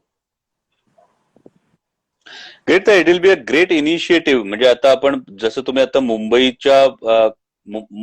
महानगरपालिकेच्या हॉस्पिटल्सची जी नावं घेतली, या पद्धतीने आता पुण्याच्या बेसिकली या कोविडच्या साथीमध्ये पुण्याला जे काही एकूण पब्लिक हेल्थच्या बाबतीमध्ये सुरुवातीच्या काळामध्ये, नंतर पुणे प्रशासनानं फार सुंदर काम केलं, पण सुरुवातीच्या काळामध्ये जी टीका सहन करावी लागली ती पाहता पुणे महानगरपालिकेच्या अशा पद्धतीने काही हॉस्पिटल्स असायला हवेत का? किंवा काही निर्णय जे आधी घेण्यात आले होते की जिल्ह्याच्या ठिकाणी एकच जे गव्हर्नमेंट मेडिकल कॉलेज असायला पाहिजे. आता सुदैवाने बारामतीमध्ये एक मेडिकल कॉलेज निघतं. याच पद्धतीने उत्तर पुणे जिल्ह्यासाठी आपल्याला काही करता येईल का, so that public health facility ही आपल्याला जितकी मोठी करता येईल. आय फील हा तुमचा जो विचार आहे that will yield very good fruits in future. हा, can we have a plan? मग at least we should promise to our self की म्हणजे 10 जून एक पक्षाच्या वतीने आपलं काम, एक लोकप्रतिनिधी म्हणून आपलं काम, आणि लोकप्रतिनिधीची काही सामाजिक बांधिलकी असते की नाही, don't we owe it as citizens also. आणि मी नेहमी बघते, जर लोकांपर्यंत आपण गेलो आणि काहीतरी चांगलं काम केलं तर लोक मदतीला स्वतःहून येतात. त्यांना फक्त क्रेडिबल हवं असतं, त्यांना असं वाटत असतं आम्ही मदत करू, पण त्याच्यात तुम्ही काहीतरी आम्हाला ठोस काहीतरी करून दाखवा, मग लोक तुमच्यावर उभे राहतात. अमोल, तर का नाही आपणच दोघं कमिट करूया की पुढच्या 1 महिन्याभरात आपणच, माननीय मुख्यमंत्री ते आपले आहेत म्हणून असं नाही, पण राज्याच्या तुमचं आणि माझं काही आहे की नाही, या मातीतून आपण जन्माला आलो, it is pay back time Amol. तर why don't we commit today to each other की पुढच्या 5 वर्षाचा एक चांगला हेल्थ केअर प्रॅक्टिकल प्लॅन आपण एक्सपर्ट्सला घेऊन पुढच्या 10 तारखेला योगायोगाने आपला पक्षाचा वर्धापन दिन आहे त्या दिवशी, आणि त्याच्या पुढे 6 महिन्यात above politics, absolutely no politics in this. This is absolutely above politics. Election झाली, सगळं झालं, come on now let's get in absolute focused work. आता राजकारण वगैरे नाही करायचं, ते परत 24 मध्ये करूच आपण दोघं, काय. ग्रेट ताई, this is a very nice initiative. म्हणजे I really thank you for that. कारण आपल्याकडे पुढचा एक प्रश्न आता उन्हाळ्यात जो समोर येईल तो स्नेक बाईट्सचा एक प्रश्न सुरू होईल. कारण रात्रीच्या वेळी कृषी पंपांना वीज असते आणि नेमके त्यावेळी जनावरं बाहेर निघतात आणि सर्पदंशाचं प्रमाण मोठ्या प्रमाणात वाढतं. माझ्या कॉन्स्टिट्युन्सीमध्ये डॉक्टर सदानंद राऊत म्हणून आहेत. He has done a fabulous job for snake bite patients. आणि त्यांनी आपल्या जिल्हा रुग्णालयाच्या किंवा पीएचसीच्या डॉक्टर्सना ट्रेन करण्याची सुद्धा तयारी दाखवलेली आहे. सो स्नेक बाईट असेल किंवा जसं तुम्ही म्हणालात त्या पद्धतीनं maternal and child health care असेल, सेफ डिलिव्हरी प्रॅक्टिसेस असतील, या दृष्टीने एक प्लॅन आपण डेफिनेटली रेडी करू. अँड ऍज यू सेड,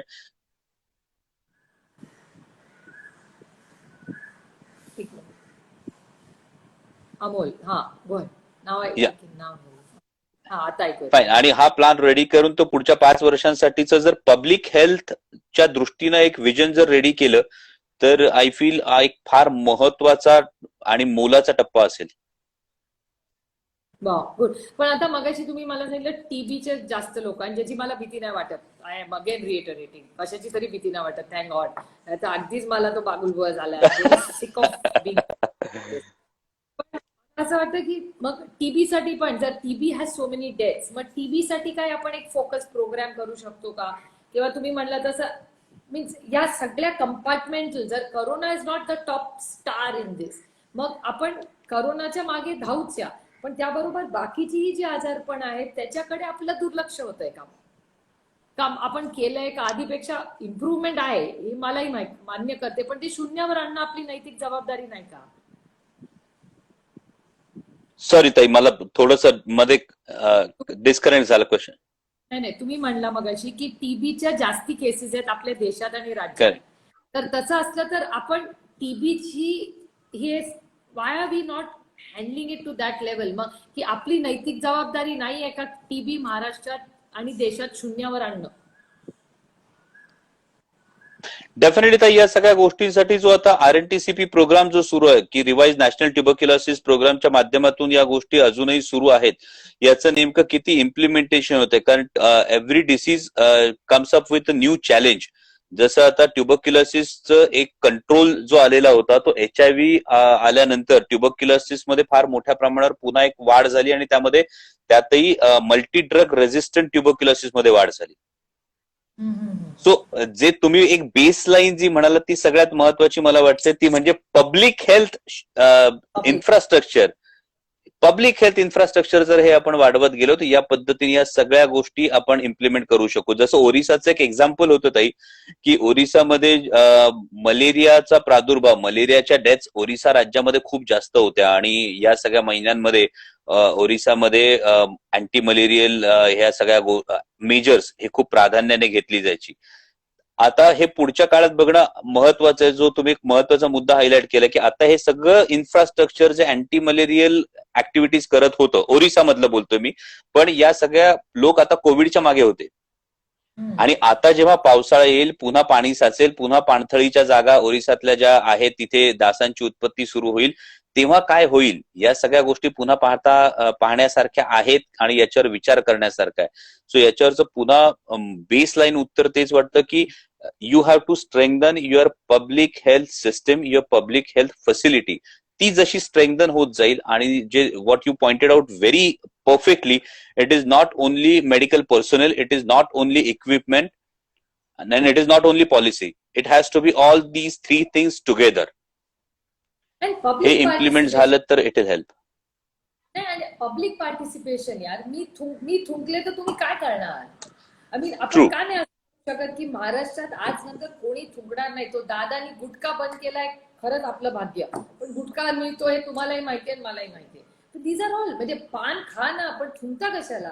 मला पण पान खायला आवडतं, पण आय थिंक अशा गोष्टी काहीतरी we have to do something यार. Come on Amol, let's do it. Definitely ताई, I am game for it. आणि यासाठीचा कॅम्पेन आपण सुरू करू. एका माणसाने तुम्हाला प्रश्न विचारलाय जो मला डिस्ट्रॅक्ट करत होता की आता हे झालं तर स्वाईन फ्लू येईल तर तुम्ही काय करणार? Is a valid point Amol. आता काय करायचं मग करोना, टीबी, स्वाईन फ्लू, हो बापरे, व्हॉट नेक्स्ट? त्याच्यामुळे या सगळ्या गोष्टी येतच राहणार आहे. स्वाईन फ्लू येणार आहे, मागे जसा बर्ड फ्लू येऊन गेला होता, आता पुन्हा जे नॉर्मल व्हायरल इन्फेक्शन आहेत हे व्हायरल इन्फेक्शन सुरू होणार आहे. So I personally feel let's come out, let's face this with a cautious approach. आणि हे करत असताना let's coexist with Covid. Coexisting with Covid with utmost care ही एक महत्वाची मुद्दा आहे.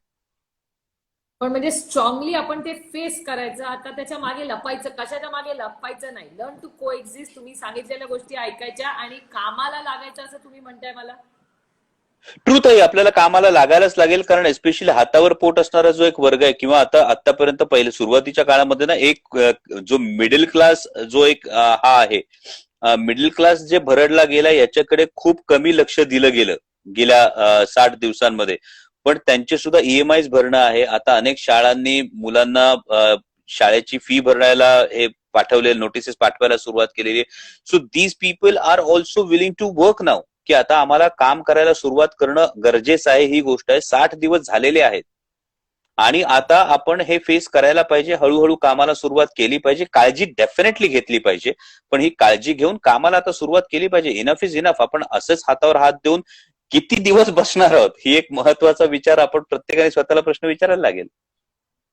अमोल, आज दुपारी मी बातम्या चेक करत होते तेव्हा एका चॅनलवर तेलंगणातले काही शिक्षक आज नरेगावर काम करतायत. Can you believe it?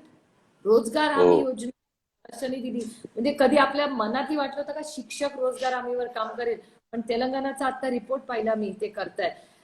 तसंच ते चालू असताना मुलं, आपली एवढी मुलं परदेशात शिकतायत, ती सगळी परत आणायचा आपण सगळेच म्हणून प्रयत्न करतोय. रशिया, फिलिपिन, तुमचे ट्विट मी बघत असते, तुम्हाला खूप फोन येतात कुठून कुठून, म्हणजे राज्यातून, देशातून, परदेशातून. हा जो पॅनिक मुवमेंट झालाय, जे सगळीकडे आपण मुलं आणूच, आपली टप्प्याटप्प्याने आणू, पण प्रत्येकाला असं वाटतं की पुढे काय ना, म्हणजे आता ही मुलं परत येतील, त्यांच्या शिक्षणाचं काय, त्यांची भरलेली फीज काय. आता फिलिपिन्स मधून मला आज एक फोन आला, त्या म्हणतायत की तिथले म्हणतायत की तुम्ही परत आता गेला तर आम्ही तुम्हाला परत घेणार नाही. मग अशा मुलांच्या शिक्षणाचं काय? It's a very complicated situation Amol. It's not going to be so easy. म्हणजे असं नाहीये की आता लॉकडाऊन मधलं उतरलो की ग्रोथ प्लॅन, म्हणजे इकॉनॉमीचं काय होणार. लॉकडाऊन आज ना उद्या उघडणारच आहे आणि टप्प्याटप्प्याने. आता पुण्यामध्ये आज सुरू झालेलं आहे, औरंगाबादमध्ये फॅक्टरीज सुरू झालेल्या आहेत, टप्प्याटप्प्याने सगळं सुरू होतंय. Life will come back to normal. पण स्मॉल अँड मीडियम स्केल, आता हे जे केंद्र सरकारचं पॅकेज पण जे आलं त्याचा मी क्वाईट अभ्यास करत होते. काही एक्सपर्ट्स, म्हणजे विरोधक म्हणून नाही, मी एक ऍब्सोल्यूट निर्मलाजींबद्दल माझ्या मनात आदर आणि प्रेमच आहे. एक अतिशय सुसंस्कृत महिला आहेत त्या. पण मला एक दोन प्रश्न मनात येत होते की हे जे आता दिलेलं आहे, आता लोन किती टक्क्यांनी तुम्ही देणार? समजा लोन घेतलं तरी मार्केटच डाऊन आहे. म्हणजे समजा मी लोन घेऊन एक छोटा मीडियम स्केल व्यवसाय सुरू केला तर there has to be stimulus in the economy ना. त्याच्याशिवाय जर कोणी घेणाराच आला नाही तर मी फॅक्टरी टाकून उपयोग काय माझा? असो पूर्ण चक्र चाललं पाहिजे ना. असं पीसमिलनी होणार नाही ना, इथून एक गोष्ट आणि तिथून एक गोष्ट, असं तर होणार नाही ना. So I think we need to do something to revive the economy. Yes साहेब, पुढच्या काही काळामध्ये कालच मी एक रिपोर्ट बघत होतो, त्यामध्ये भारतामध्ये मोठी मंदी येईल असं प्रेडिक्शन काहींचं आहे. सो डेफिनेटली पुढचा जो काही काळ आहे तो आपल्यासाठी एक टेस्टिंग फेज असणार आहे. म्हणजे आता काही जणांचे फोन अशा पद्धतीने येतात, आता पुन्हा जो स्वयंशिस्तीचा भाग आहे, काही जणांचे फोन येतात की कंपनी मला 2 महिन्यांचा पगार देत नाही. असा मला मध्यंतरी एका व्यक्तीचा फोन आला, तर त्या व्यक्तीला मी शांतपणे विचारलं, कंपनीला 2 महिने काही मिळालंय का? So instead of having a clash, better have a dialogue, की कंपनीने सुद्धा त्या माणसाचा माणुसकीच्या नात्याने विचार करायला हवा आणि त्या एम्प्लॉईनी सुद्धा कंपनीचा विचार करायला, नाहीतर आपण ज्या फांदीवर बसून फांदी कापतो तर लाकूड तोडासारखी आपली अवस्था होणार नाही, याचा सुद्धा एक प्रॅक्टिकल विचार या दोन्हीकडून व्हायला पाहिजे. डिफेन्स आधी काय झालं अमोल, आधी जेव्हा आपलं लॉकडाऊन झालं ना, तेव्हा केंद्र सरकारमधून एक नियम कायदा आला की सगळ्यांना 100% पगार मिळाला पाहिजे. त्याच्यानंतर तो मागच्या आठवड्यात परत बदल गेला की आता सगळ्यांना पगार द्यायची गरज नाही. त्याच्यामुळे लोकांच्याही मनात थोडासा की आधी हा निर्णय होता, आता हा निर्णय, त्याच्यामुळे लोक पण कन्फ्युज होत आहेत. कारण बऱ्याच वेळा काय होतं, हा माझा आपल्या जिल्ह्याचा अनुभव मी सांगते, कधी कधी काय होतं, सेंट्रल गव्हर्नमेंट मधून काहीतरी येतं, मग ते लगेच टीव्हीवर येतं, मग काहीतरी बदल होतो, 2 तासांनी परत येतं, आणि मग असं वाटतं की सगळं प्रशासन असं गडबडून गेलंय. तसं नाही. आय थिंक काहीतरी एक सिस्टम बसून, इकॉनॉमिक एका बाजूला, हेल्थ एका बाजूला, दोन्हीचा सुवर्ण मध्य ठेवून लोकांना कॉन्फिडन्स द्यायला पाहिजे आपण. आता मला असं वाटतं की हा आपल्या सगळ्यांवर, म्हणजे तुमच्या माझ्यावर पण माझा आरोप आहे की आपण सगळे, leadership is not only about winning an election and taking decisions, it's about making your people confident and leading from the front. आता सगळे लीडिंग फ्रॉम द फ्रंट, पण काहीतरी एक विजन तर लोकांना आपण द्यायला पाहिजे की घरात बाहेर पडत असताना तुमची इकॉनॉमी आम्ही करू, तुमचे ह्याची जबाबदारी घेऊ. आणि मी एक गोष्ट तुम्हाला सांगते अमोल, ज्याचा मला अभिमान वाटला, लोकांना चॅरिटी नकोय, त्यांना हाताला काम पाहिजे, त्यांना मोफत उगाच तुम्ही काहीतरी त्यांच्या हातात द्यायला नकोय. मी किती त्या लेबर मायग्रंटचे जे मी बघत होते, मला म्हणजे मला इतकी अस्वस्थ होते की मला खरंच झोप पण नाही आली. बघवत नव्हतं ते मायग्रेशन, मला इट वॉज टू पेनफुल. पण त्यांना जर तुम्ही ट्रॅकवर नाही आणलं, ते गावी जाऊन पण काय खाणार हो? तिथे काही नाहीये, 3 महिन्याचं अन्नधान्य सरकार देतंय, मान्य आहे मला, पण त्याच्यात ना साखर आहे. म्हणजे इट्स नॉट, तरी सरकार जमेल तेवढं आपण सगळेच मिळून करतोय, केंद्र पण करतोय, आपण पण करतोय, पण what is the long term sustainable plan? तर इधर नरेगा आपण ग्रामीण भागात पुश करतोय, तर शहरात काय पुश करणार तुम्ही? कुठलं काम देणार तुम्ही शहरामध्ये? आता मला परवा न्हाव्यांचे बिचाऱ्यांचे फोन येत आहेत, खरंय ते लास्ट ओपन करणार, न्हावी तुमचा कुठला सोशल डिस्टन्सिंग करणार?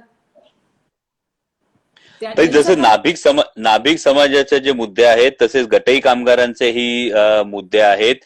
हे सगळे जे एकेकाचा कणा होता, हा सगळा प्रॉब्लेम मध्ये आला. पण तुम्ही आता जो मायग्रंटचा एक मुद्दा घेतला, ताई, हे अभिमानाने सांगितलं पाहिजे की आपल्या जिल्ह्यामध्ये स्पेशली आणि महाराष्ट्रामध्ये अनेक ठिकाणी लोकांनी स्वयंसेवी वृत्तीनं जी काही मदत केली ती वाखाणण्यासारखी होती. कित्येकाने हजारो लोकांचं जेवण रोजच्या रोज करत होते. आणि त्यातही पुणे जिल्हा प्रशासनानं जो एक निर्णय घेतला, जो तुम्ही ट्विटही केला होता, तो अत्यंत महत्वाचा निर्णय होता. तो म्हणजे सरकारी गेस्ट हाऊस आणि मॅरेज हॉल हे तात्पुरता निवारा आणि जेवणासाठी खुले करणं was a very big decision, जो पुणे जिल्हा प्रशासनाने घेतला होता.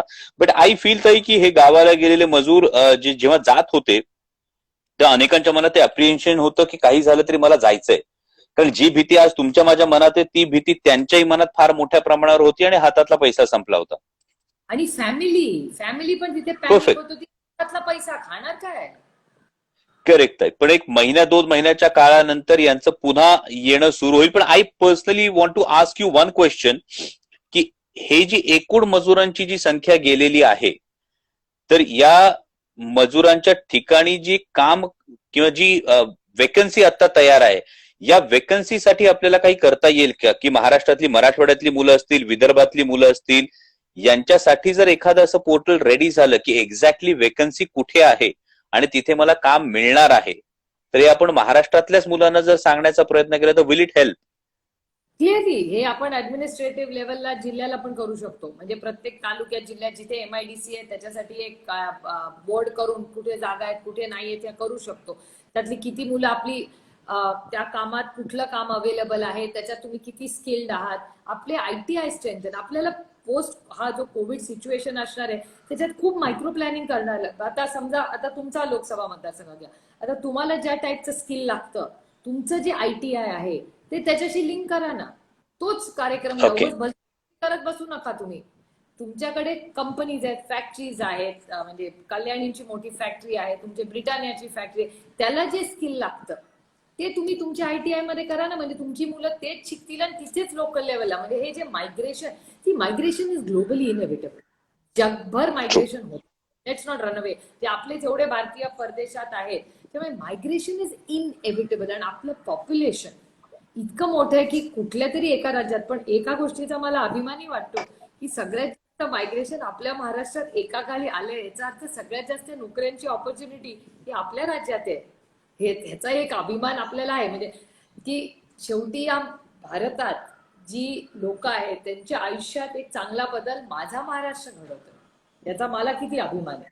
आता ते सोडून चाललेत ह्या सर्कमस्टन्सेसमुळे. म्हणजे दुःख मला वाटतं, कारण का आपल्याही राज्याच्या उभारणीत त्यांचं मोठं योगदान आहे ना. असं विसरून कसं चालेल. ते पण त्यांची फॅमिली सोडून आपल्याकडे आलेच आहेत ना कष्ट करण्यासाठी. आणि त्यांच्या राज्यात जाऊन त्यांना मी परवा एक इंडियन एक्सप्रेसला खूप मोठं आर्टिकल वाचलं. गिरीश कुबेरांनी एक फार चांगलं रविवारी एक आर्टिकल लिहिलं असेल, तुम्ही वाचलंच असेल अमोल. त्याच्यात पण हे मायग्रेशन, त्याचे चॅलेंजेस आणि इकॉनॉमी. कोणी मनापासून मायग्रेट होत नाही आणि परत घरी जात नाही, कारण का घरात कामं असतात, मुलांचं शिक्षण असतं, आई वडिलांची औषधं असतात, किती अशा गोष्टी असतात त्यांच्या. तर मी ह्या सगळ्या करत असताना हे मायग्रेशनचं आपल्यालाही कॉन्फिडन्स बिल्डिंग, स्थानिकलाही किंवा बाहेरून जर टॅलेंट, आता how it unfolds only time will tell. I cannot assure you that. पण एक कॉन्फिडन्स आपण नक्की देऊ शकतो की महाराष्ट्रात जो कोणी कामाला जाईल त्याच्यासाठी अर्थातच सगळे जे काही प्रोटोकॉल्स आहेत ते फॉलो होतील आणि आपण पूर्ण ताकदीने डबल कष्ट करू, पण आपलं राज्य शून्यातून पुन्हा एकदा बांधू. काय अवघड नाही हो करणं. तर आणखी एक मला फक्त विचारायचं होतं की याच्यामध्ये I always look at it as a silver lining to the dark cloud.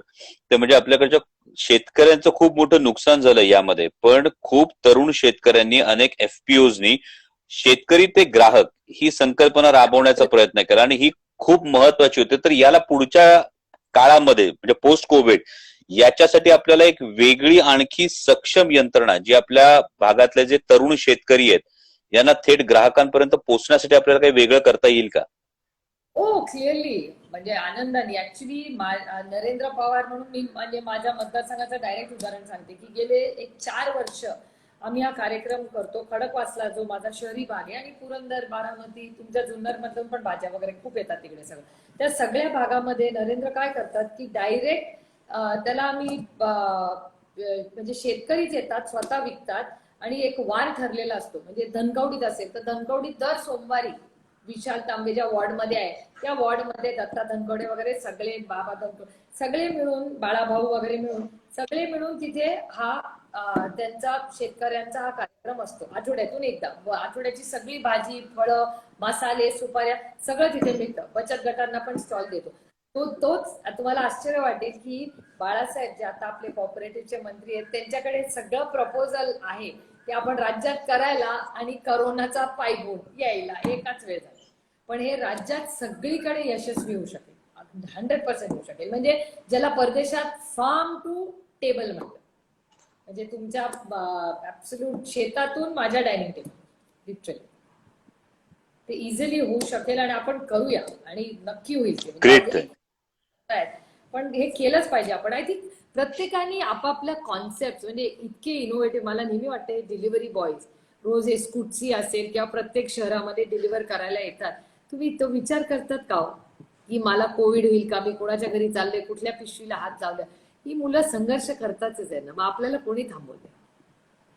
त्याच्यामुळे आय थिंक म्हणजे आज मी एका अर्थी मला बरं वाटलं की तुमच्याकडे मी माझं मन मोकळं केलं, कारण मला असंच वाटत होतं की हे नक्की काय करतोय आपण. 60 दिवस ऐकलं आणि सरकारचं मी पुढेही ऐकणार.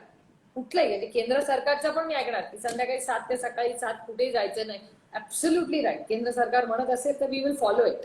पण हे सगळं करत असताना माझं कॉन्ट्रीब्युशन काय होऊ शकतं. आता परीक्षेबद्दल खालीच एक प्रश्न आलाय की परीक्षेचं काय होणार. आता मी आजच उदय सामंतांशी बोलले कारण का वेस्टेड इंटरेस्ट आहे. माझ्या घरात पण एक TYBA कॅन्डिडेट पुढच्या पुढे काय कारण का पुढची ऍडमिशन वगैरे सगळं त्याच्यावर अवलंबून आहे. तर मला त्यांनी शब्द दिलाय की पुढच्या 4 दिवसाच्या आत आपल्याला नक्की त्यांनी पत्र लिहिलंय कारण का मला वाटतं माननीय मुख्यमंत्र्यांनी विनंती केली की कुठली टीवायची पण परीक्षा घेऊ नये. तर केंद्र सरकारला ते पाठवलंय. आता तुमचे माझ्यापेक्षा प्रश्न वेगळे आहेत. आता तुमची मुलं लहान आहेत त्याच्यामुळे तुमच्या मुलांच्या शाळेचा अभ्यासक्रम काय होईल हा तुमचा विषय. मी त्याच्यातून सुटली आहे. मला शाळा चालणार ह्याचा तर विचार केला पाहिजे ना. म्हणजे तुमची मुलं आहेत आमच्या रोहितची मुलं अजून लहान आहेत तर ट्रूथ आहे. मतदारसंघात एवढ्या शाळा आहेत त्या शिक्षकांचं काय होणार हा सगळा विचार आपण केला पाहिजे ना. अमोल तुमच्या मतदारसंघात आपल्या जिल्ह्यामध्ये आपल्या राज्यामध्ये एवढे असंख्य शिक्षक आहेत. सगळं जर ऑनलाईन झालं तर शिक्षकांचं काय त्यांना काय मेथोडॉलॉजीज करायला लागेल त्या सगळ्यावर आपल्याला सगळ्यांना खूप बसून लक्ष घालावं लागणार आहे. आणि माझं तर तुम्हाला विनंती राहील की आपण आपले तर तुमचे माझे सगळे विरोधी पक्षात पण संबंध सगळ्यांना एकत्र घेऊन जाणं गरजेचं आहे. हे काय आपल्यालाच सगळं समजलेलं आयुष्यातला असा माझा आणि आपल्या दोघांचा तर गैरसमज नाहीच आहे. तर माझी तर सगळ्या विरोधकांना पण जे आपल्या राजकीय विरोधक आपले वैयक्तिक कोणीच विरोधक नाहीये माझी त्यांनाही विनंती आहे तुम्ही पण चांगल्या सूचना द्या ना. आपण सूचना ऐकायला तयार आहोत. Let's sit together. म्हणजे मी तुम्हाला सांगते अमोलची गोष्ट तुम्हाला माहितीये मी फक्त आपल्या बरोबर जे आहेत त्यांना सांगू इच्छिते की आदरणीय पवार साहेब महाराष्ट्र प्रशासन आणि पियुष गोयल रोज बसून ट्रेनचं प्लॅनिंग करतात. किती आता पियुष गोयल तर वेगळ्या विचाराच्या पक्षात काम करतात पण शेवटी आपल्या राज्यासाठी आपले म्हणजे सगळे असतील तिथे पराग नावाचे जे IAS ऑफिसर आहेत ते आहेत नितीन करी ते इतकं उत्तम काम करतायत. तो एवढ्या ट्रेन आज 75 ट्रेन गेल्यात आपल्या राज्यातून तुम्हाला माहिती आहे सगळं किती आनंद म्हणजे गेलेत. आपण चॉईस लोकांना दिलाय. Give everybody a choice. Let them decide what to do. त्याच्यामुळे I want to use this forum even for our political opponents. आपला वैयक्तिक अपोनंट तर कोणच नाही आपल्या दोघांचा नक्कीच पण पॉलिटिकल अपोनंट्सला मी विनंती करीन ना की या सगळ्या गोष्टी ज्या आहेत त्या तुम्ही पण सूचना करा. Because this is not time to go against each other. This is the time to work together for saving our nation and our state. आणि घेऊ ना आपण त्यांचं पण मार्गदर्शन. त्यांना क्रेडिट देऊ. काल पवार साहेबांनी पियुष गोयलचे आभार मानले ट्विटरवर की एवढं चांगलं आपल्याला काम देत आहे. का नाही आपण हे सगळं करू शकत. रशियामध्ये आपली मुलं मायदेशी आणि डॉक्टर कोल्हे ताई हा रशियाचा जो प्रश्न आहे हा सातत्यानं आपण फॉलोअप करतो आहोत. तुम्हीच हा सातत्यानं फॉलोअप करतात. फक्त त्यांना तिथल्या एम्बसीमध्ये सांगितलं जात आहे की महाराष्ट्रातल्या एअरपोर्टवर आपल्याला त्यांना लँड करता येणार नाही मुंबई एअरपोर्ट. पण त्यासाठी we should take it forward की आपण त्यांना नागपूर एअरपोर्टला लँड करू शकतो का आपण त्यांना पुणे एअरपोर्टला लँड करू शकतो. कुठेतरी त्यांना आणण्याची सोय व्हायला पाहिजे की रशियामध्ये खूप मोठ्या प्रमाणावर आपल्याकडची मुलं आहेत. आणि ताई दुसरा एक महत्वाचा मुद्दा जो इंजिनिअरिंग कॉलेजच्या संदर्भातला आहे की इंजिनिअरिंगच्या काही एक्झाम्सचा जो एक विषय आहे जसा तुम्ही TYचा जो विषय सांगितला तसं इंजिनिअरिंगच्या फायनल एक्झामच्या संदर्भात युनिव्हर्सिटीचे आणि मंत्रालयाचे असे वेगवेगळे काही नॉर्म्स समोर येत आहेत. आणि त्यात पण बऱ्याच ठिकाणी असं आहे की मुलं बरीचशी हॉस्टेलला राहणारी मुलं आहेत ही गावाकडे गेलेली आहेत. आता गावाकडे प्रत्येक ठिकाणी इंटरनेट कनेक्टिव्हिटी तेवढी क्लिअर आहे नाहीये याविषयी गोष्टी आहेत. काहींची पुस्तकं ही त्यांच्या रूम्सवरच राहिलेली आहेत कारण मॅक्सिमम इंजिनिअरिंग कॉलेजेस ही सिटीमध्ये आहेत आणि मुलं आता गावाकडे आहेत. तर आता त्यांनी परीक्षांना कसं सामोरं जायचं तर त्यांचा एक प्रॉपर विचार करून त्यांना प्रिपरेशनचा एस्पेशली फायनल इयर इंजिनिअरिंग असेल त्याचा विचार व्हायला पाहिजे. आणि MUHSच्या ज्या परीक्षा आहेत फायनल मेडिकलच्या महाराष्ट्र युनिव्हर्सिटी ऑफ हेल्थ सायन्सेसच्या त्याच्याविषयीचे क्लिअर गाईडलाईन अजून विद्यार्थ्यांना नाही असे एक बऱ्यापैकी फोन येत आहेत. माझी एक आणि दोन मुद्दे मला आता सुचले तुम्ही बोलत असताना की मी राजेश भैयांचं पण आज 1 वाजता टीव्हीवर त्यांचा पाहिला इंटरव्ह्यू. 2 गोष्टींमध्ये अमोल कन्फ्युजन होत आहे की एक तर ही जी भरती होणार आहे मग पोलिसांची असेल किंवा सगळ्या हेल्थ वर्कर्सची असेल त्याच्यात लोकांना खूप कन्फ्युजिंग वाटतंय काहीतरी.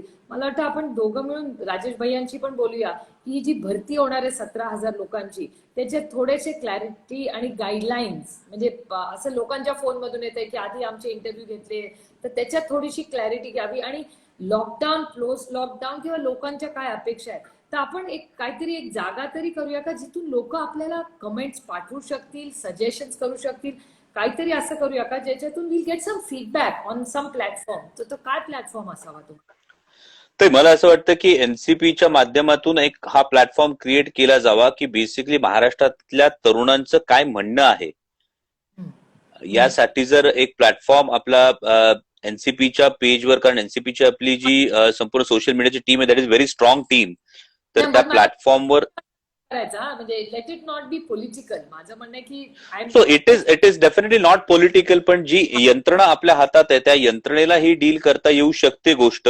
आणि त्यामुळे ते त्यांचे प्रश्न जर येत राहिले त्या प्लॅटफॉर्मवर, तर अनेकांना, आता तुम्ही जो म्हणालात की आपण when we are ready to step out, आणि हे स्टेप आउट करत असताना अनेकांच्या मनात अनेक प्रश्न आहेत, तर ते प्रश्न जर त्याच्यावर पडत गेले आणि मग ते प्रश्न आपण योग्य त्या डिपार्टमेंट पर्यंत पोहोचवू शकलो, तर that will be a big help to all the people in Maharashtra, especially youth ज्यांच्या मनात अनेक वेगवेगळे प्रश्न आहेत.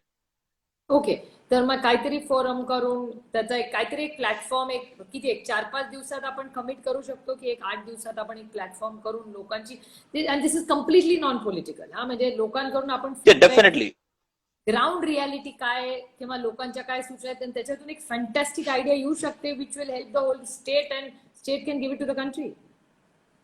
ट्रूथ आहे, this a very good initiative. म्हणजे हा नॉन पॉलिटिकल प्लॅटफॉर्म असावा. नॉन पॉलिटिकल प्लॅटफॉर्मवर सगळ्यांच्या त्याच्यात सूचना याव्यात, आणि त्या ज्या सूचना त्या कन्सर्न डिपार्टमेंट पर्यंत इफेक्टिव्हली पोहोचण्याच्या दृष्टीनं आपण कॅटलिस्ट म्हणून यासाठी जर काम केलं तर याने एक मोठं सगळ्यांना फायदा होईल. ओके, मग आता मी ह्याचा टेक होम काय करू की सुप्रिया सुळे, करोनाला घाबरायचं नाही, सरकार सांगेल व्यवस्थित ऐकायचं. तुम्ही ज्या मला 4-5 करायला सांगितले आहेत, म्हणजे मी मास्क घालून, आणि मला काय फॅन्सी मास्क घालायची गरज नाही ना, साधा कपड्याचा मास्क असा कव्हर घातला तरी बास आहे. साधा कपड्याचा मास्क चालणार आहे, स्वच्छ धुतलेला रुमाल चालणार आहे, शिवलेला मास्क सुद्धा असण्याची आवश्यकता नाही, स्वच्छ धुतलेला रुमाल सुद्धा तुमचा मास्क म्हणून काम करू शकतो. एवढंच की तो एकदा यूज झाल्यानंतर तो पुन्हा नीट स्वच्छ धुतला गेला पाहिजे. That's it. म्हणजे मी जर 3 बनवून ठेवले तर आलटून पालटून मी दॅट इज परफेक्ट, म्हणजे मला काय fancy absolutely beneficial, no need. मी हात स्वच्छ ठेवायचे, पर्सनल हायजीन ठेवायचं, सोशल डिस्टन्स ठेवायचं, आणि मी माझं नॉर्मल आयुष्य परत जगू शकते असं म्हणता येईल. येस ताई, ती जगायला लागेलच, आणि ती सुरुवात आपण करायला पाहिजे इथून पुढे. आजपासून करूया. डन ताई. ओके, फक्त मला एकच मुद्दा राहिला which I want to tell you, की जो गर्दीचा आहे तो अजून मला क्लॅरिटी येत नाही. कारण का ट्रेन मधून आपण जातो, आपण लातूरला जातो, आपण सगळे अनेक वेळा सोलापूरला ट्रेनने जातो, त्याच्यात असणारी गर्दी आणि मुंबईची लोकल ट्रेन, ह्याच्यात माझ्या एक डोक्यात आहे की ऑफिसेस स्टॅगर करावे का, किंवा ऑल्टरनेट डेज. म्हणजे जर मी ऑफिस, तुम्ही आपण दोघंही समजा नरिमन पॉइंटला काम करत असेल, तर मी सोम, बुध आणि शुक्र यावं, आणि अमोल कोल्हेंनी मंगळ, गुर आणि शनी असं काहीतरी स्टॅगरिंग करून टप्प्याटप्प्याने सुरू करावं का, असं माझ्या डोक्यातले सगळे विचार येतात. किंवा काही लोक जर मग आठवड्यातून 2 वेळा तिथे येऊन काम करावं, नाही, so could these be options? तर डेफिनेटली या सगळ्या ऑप्शन्स एकदा आपल्याला ट्राय आउट करून बघावे लागतील. जेवढं आपण ती गर्दी कमी करू शकतोय, एस्पेशली लोकल ट्रेनची, तो व्हॉट एव्हर ऑप्शन, जसं तुम्ही म्हणाला ऑल्टरनेट डेचे ऑप्शन असू शकतात, और 3 days 1 batch, 3 days other batch, हा ऑप्शन असू शकतो. सो या सगळ्या ऑप्शन्सचा एकदा विचार केला पाहिजे. आणि दुसरी महत्वाची गोष्ट तर मला वाटतं की इथून पुढच्या पॉलिसीमध्ये will have to look at the strategic decongestion of cities. Correct, मगाशी तुम्ही म्हणला on a long term basis we should think about that. म्हणजे शॉर्ट टर्म गेन्स आणि लॉंग टर्म गेन्स असे 2 लेवलला आपल्याला काम करणं गरजेचं आहे. आता एका मुलांनी प्रश्न विचारलाय आपल्याला की मला कंपनी बोलवते, मी परत जाऊ का, त्याला काय उत्तर देऊया? मित्रा, जर कंपनी बोलवत असेल तर जरूर परत जा. कारण जे आपण सातत्यानं म्हणतो की कंपनी बोलवत आहे, कंपनीला सुरुवात कामाला झालेली आहे, आपली नोकरी महत्वाची आहे, त्यामुळे बिंदास परत जा. कोरोना हे एक इन्फेक्शन आहे, त्याला घाबरू नको. Take all the precaution, take all the care of yourself, आणि त्यामुळे तुम्ही काम करायला सुरुवात करायला काहीच हरकत नाही असं मला वाटतं. हो वाव गुड. म्हणजे आपण सगळ्यांनी हळूहळू नॉर्मल आयुष्य जगायला लागूया. आणि